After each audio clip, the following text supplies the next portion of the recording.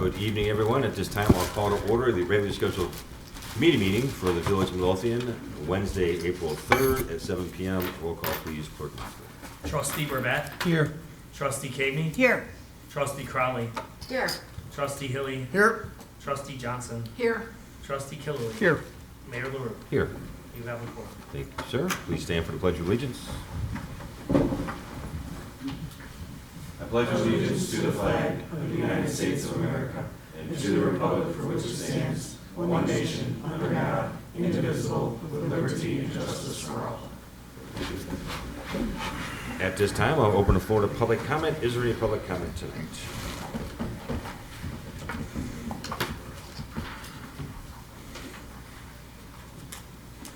Just to let everyone know, the beautification committee meeting will be held tomorrow at 7:15 here in the chambers. Thank you, ma'am. Any other public comments? Then I will close the floor to public comment and move on to trustee business. Trustee Johnson. Thank you, Mayor. I'd just like the residents to know that we are having our adult prom on Friday, May 3rd from 6 to 9 p.m. at the Park District. It's been advertised through social media. It's going to be a fun time. Come out in your favorite high school gear, whether you're from the 60s, 70s, or 80s. Music will correspond. We'll have a dinner. If you're a resident, it's $10. If you're not, it's $12. You can buy tickets here at the front office, or you can also buy tickets at the Park District building. That's all I have. Thank you, ma'am. Trustee Burbett. I have nothing this evening. Thank you, sir. Trustee Hilly. Nothing tonight, sir. Thank you, sir. Trustee Cagney. Thank you, Mayor. First, I want to remind everybody that our Village Cleanup Day is going to be Saturday, April 27th. It'll start, I believe, at 8:30 in the morning. Everybody will be meeting at the Public Works Garage to receive their assignments. And as usual, we will have coffee and donuts. And then when the cleanup day is over, lunch will be served back at the Public Works Garage. So please, we would love to see all of our, residents and their families come out and join us. And we will be having some community volunteers also from Bremen High School, and hopefully a couple of the other schools and a few other organizations that Sue's reached out to. Next thing I wanted to bring up, I sent everybody an email yesterday. In the email was the quote from Robinson Engineering for the project management for the old State Farm building located at 147th and Colmar. Their quote was $68,000.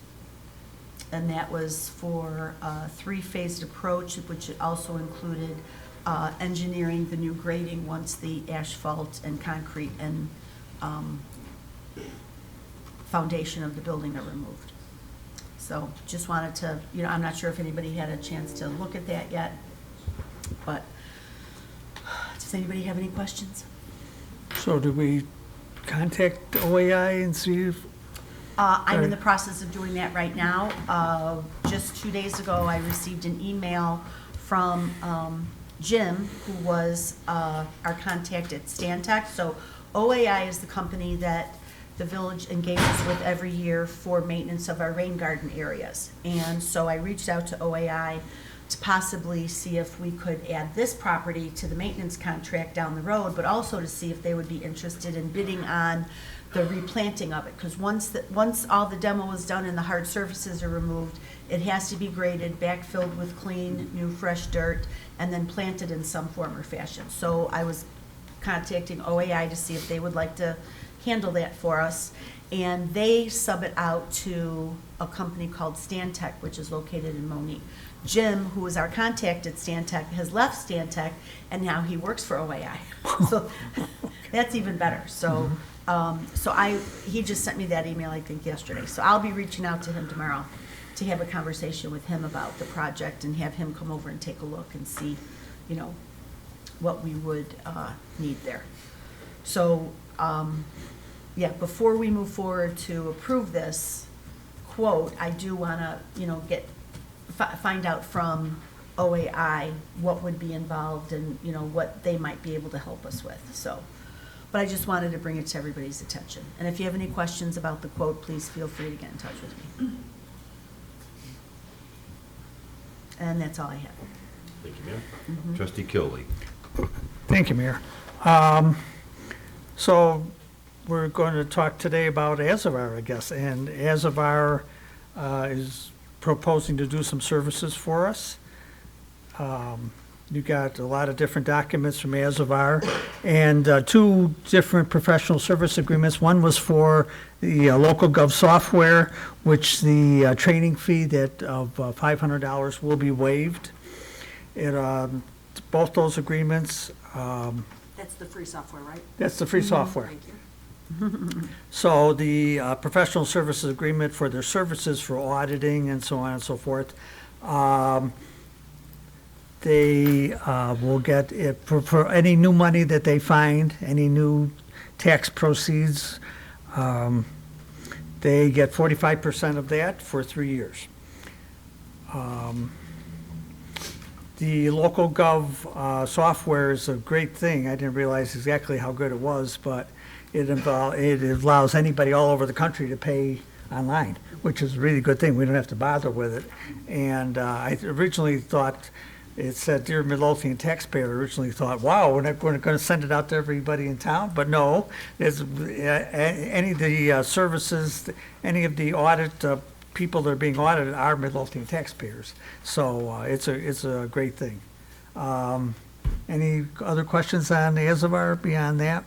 I'd like to reapprove the professional services, both services agreement for next meeting with the, I think we have a different version that has to be put on, so I'll have finance give it to the deputy clerk, because it wasn't quite the right version apparently. Now, as far as ordinance 2141, basically, people like Comcast and AT&T, we have a franchise agreement with them. Of the revenue they get in town, we have a franchise tax of 5%. So the streaming services are all over the place. They don't go through people like AT&T and Comcast so much anymore. They're all on their own, all over the place. And so in order to recoup the tax revenue that we've lost because there's so many streaming services, we are proposing to institute a 5% streaming service tax, and to make it parity. So that's what this ordinance basically does. And after that, then we will authorize, we're authorizing Azavar to go out and send them a nice letter saying, hi, we're going to audit you and we're going to give you a bill for taxes. There's a lot of different provisions there, who it is, and so on and so forth. Any questions on that? How do they find the streaming services? That's a good question, because there's got to be 40 million of them from everybody under the I sun. have 30 on my smart TV. Well, not Whoa. 30. I'm in doubt. Wow. Oh, holy How cow. many of those do you pay for? I don't know, ask Lori. Not a lot. 2 or 3. There's They're freebies, free. there's a number of Pluto's free. major streaming services that they're gonna go after, I'm sure. Right. The ones that And charge Azavar are the will ones handle we can get money from. Right. The And ones that- Azavar will handle that. Yeah. Azavar Okay. will find them Okay. and send them a nice letter. They're also working on making sure that tax allocations from the state is as far as sales tax and liquor tax is proper, and they're auditing that. And then we're going to have the gut tax discussion up, at the gas tax discussion at our next finance meeting to see what the finance committee would want to recommend with that. Okay? Yep. All right, so we would like to approve that ordinance also at the board meeting. And that's all I have. Thank you, sir. Trustee Crowley. Thank you, sir. Just a couple things tonight. First, for the approval of ordinance 2140, I'd like to table that. Unfortunately, Attorney Valadez, we have a few more changes and a few corrections on the ordinance that were found. I'll get you those during the week, and then I will put it back on for everybody to review again. Can you make a motion to table that to a later date? I'd like to make a motion to table or the passage of ordinance 2140 until a later date. I'll second. Temporarily postpone. Is there a second? I'll second. Any discussion? Roll call, please, Clerk Tomasico. Trustee Crowley. Aye. Trustee Johnson. Aye. Trustee Burbette. Aye. Trustee Cagney. Aye. Trustee Hilly. Aye. Trustee Killaloe. Aye. Motion carries. Thank you, sir.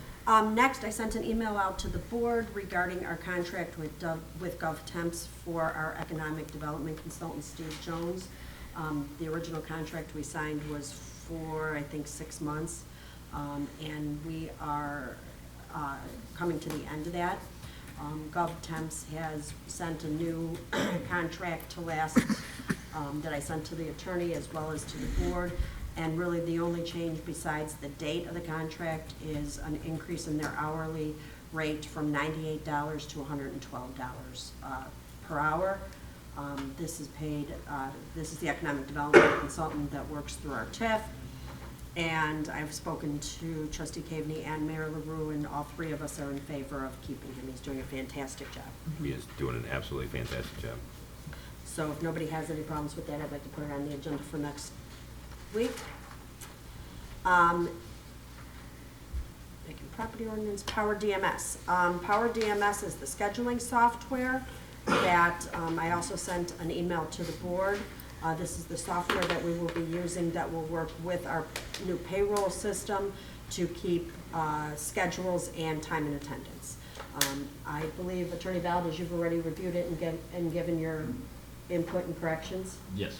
Okay, so if nobody has any questions, I'd like to put this on the agenda for next week also, for our scheduling and time and attendance software. The total amount is $8,187.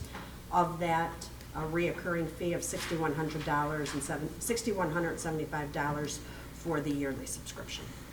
And I would just say that pursuant to our experiences in the past with a new software or a new vendor, the first contract, we always want to have some liberal termination rules. This particular contract did not have that. It allowed for an extended period of time for them to correct it, and I felt at that time was too long because it literally would wipe out one full payroll. So we went back a couple of times back and forth, but in the end, the vendor agreed to a very tight termination for no cause other than we just decided it's not working out for the first year. Good, thank you. The only other thing I have to bring up is the VFW is having their annual ducky race this weekend, Saturday at noon. It goes from Costner to the Keeler Bridge. Natalie Creek Bridge. Yeah. So the ducky race is in Natalie Creek. It starts at the Costner Bridge and goes to the Keeler Bridge. So it's a lot of fun. It's to raise money for the VFW for some of their programs. It's a great, it's a lot of fun if you haven't seen it or haven't seen the pictures, so please come out. One last thing I did forget to mention. Recently, there's been a number of legislations to get rid of crime-free housing in the state of Illinois and prohibit municipalities from partaking in it. Specifically, the language is it doesn't want municipalities to be able to assist landlords with enforcing rules for tenants with excessive nuisances or criminal convictions and unlawful conduct in the village. For myself, I could say that I think this getting rid of crime-free housing is not in our best interest. I will be writing our state representatives and our senators, and I would encourage the village board and village residents to do the same. It's legislation like this that gives us the ability to try to protect some of our residents and things like that. So I will be putting things on my social media about this with links for residents and for the board. If you'd like, I can send you the information, but as well as the Illinois Municipal League, I am very much opposed to having anything that gets rid of this useful ordinance. So that's all I have this evening, sir. On the same lines, the state is also attempting to eliminate the grocery tax. And while that may sound like a good thing to some people, it's going to hit Midlothian very hard. Apparently, you believe you have some information that the state may. So we've been following this within the Illinois Municipal League as well, and we believe that it may not pass at this point, but they are asking that municipalities, I believe a letter just went out, I don't know if you got it yet, but that municipalities and elected officials as well as residents reach out to their state representatives and their senators to oppose this. The big problem with this is that it only affects municipalities. This is a tax that goes to municipalities, the municipality portion. Right now, just the city of Chicago stands to lose, I think the number was in today's article, $60 to $80 million a year. The village of Midlothian is well over $100,000. And you can go online and see all of the different revenue streams that would be affected for the local municipalities without it being taken into account that we have state mandates and new mandates coming up, especially with law enforcement and things like that, that we have to. So, again, we strongly encourage the board Yes. and the residents to contact their state reps and senators to I'll give that not to, do that. I'll put that out there too. Thank you. That's it. That's all I have. Thank you, ma'am. Attorney Valdez? Just to follow up very briefly on Trustee Crowley's and the mayor's discussion about the grocery tax and crime-free housing. These are issues that are confronting municipalities across the state, and it makes it very difficult to have reliable budgets when the legislature is continuously engaging in activities that result in an unfunded mandate. In other words, the state says, this is what we want to go, this is where we want to get there. You municipalities go ahead and address it, and then there's no funding to do that. With regard to the crime-free housing issue, in my other life before, or when I began my municipal career, I was a hearing officer for the Chicago Housing Authority, and the way that the Chicago Housing Authority under federal law would get bad actors out of houses and neighborhoods would simply require that they sign an agreement on the lease that said that if they engaged in criminal activity, that they would be evicted, or in the case of crime-free housing in a municipality, that the landlord was required to put a provision in their lease giving them the power to evict people who were engaging in bad activities. I think the big issue for all these groups and all this movement to try and undo, obviously, if you have something that, if it's not broke, don't fix it. Certainly in Midlothian, it's not broke. It's a great tool to be able to get chronic nuisance, dangerous individuals out of landlords' buildings by having this provision and having this qualification. The issue comes up is when you have a mother of a couple of children and either the father of the children or the boyfriend comes in and commits a criminal act, and then the person doesn't live there.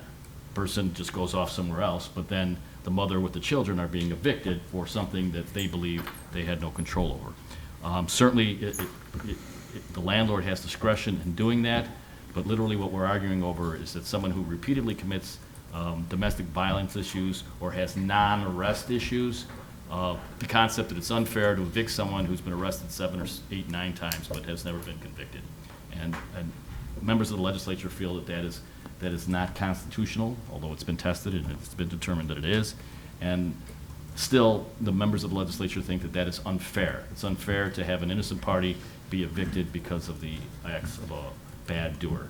But And I say it's unfair to our residents to have to put up with the acts of the absolutely, absolutely. Like I said, the bottom line is that I don't know what parts or what districts that they live in where someone who's living next door to this nonsense going on over and over again. We all know that sometimes in the city of Chicago it become problematic for someone who's been arrested a dozen or dozens of times to get a conviction. That was part of my job, as I would go through their criminal records to see if they were eligible for public housing. And I would find individuals who had 20-something arrests and 1 conviction. So if you could imagine having that person living in a house next door to you, making that evaluation as to, well, the other 25 times, they didn't get convicted. So, again, just want to let you know that those are the main issues with regard to crime-free housing, because a lot of people will say, you know, why would you want to do that? Why would you want to let criminals into houses into housing in your neighborhoods? And there's a little twist to that argument, but at the end of the day, in Midlothian anyway, there isn't a lot of, there's a lot of evictions going on where people are not major threats to their neighbors. Okay, that was a lot of words. Yeah, yeah, I had to fill you in. Thank you. That's it? That's it. Okay. I'm sorry, one last thing.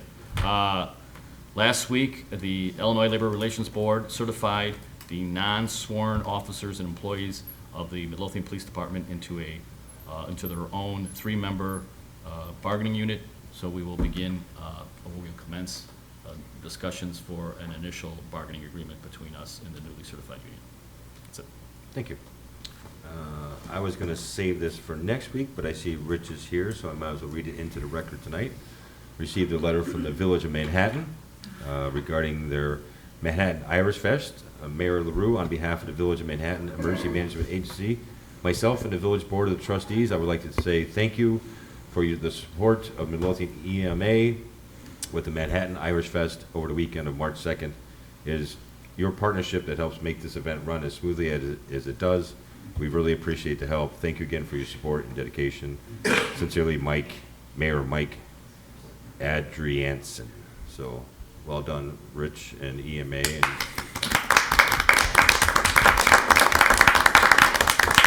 can you share that with Director Crow? Thank you. You guys are doing a great job. I really appreciate everything you guys do, and I know that your help with the other villages and towns and cities, that's what brings them here to help us for our things as well. So thank you so much. And that's all I have. Clerk Moscow? I just have one item tonight, and that's a reminder of something that Trustee Cagney shared a few weeks ago, and that is that on Sunday, April 14th, at the Midlothian Historical Museum, they will be opening a time capsule that was put together by the St. Christopher Junior Girl Scout Troop in April of 1994. And there will be several of the members of that troop present, and I believe some of the troop leaders. And so the Historical Museum is inviting anyone who is interested in coming to attend. Again, that's at 1 o'clock, and there will be refreshments, and I understand Girl Scout cookies as well provided. So I will remind everyone again next week, and I believe we'll have something up on the marquee about it as well. And that's all I have today. Marcia Giggleman is very excited about this. She already has the refreshments bought. So please show up. It'll be a fun time. That's it. That's all I have. All right. Seeing as no further business coming for the board, I'm looking for a motion to adjourn. I'll make the motion. I'll second. All in favor? Aye. All opposed? The ayes, Oh, I'm sorry. the ayes have it. Meeting adjourned. We forgot one very important thing. Two very important things. Two very important things. We had special birthday.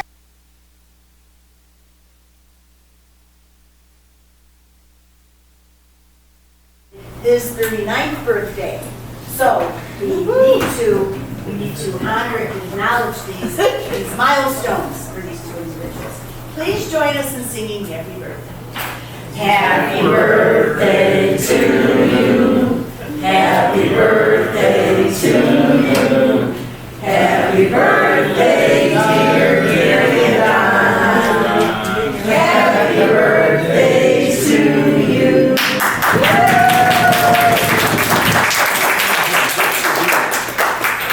Very nice. You guys should go out and move. Far, far away on the road. You should have just said we couldn't do it.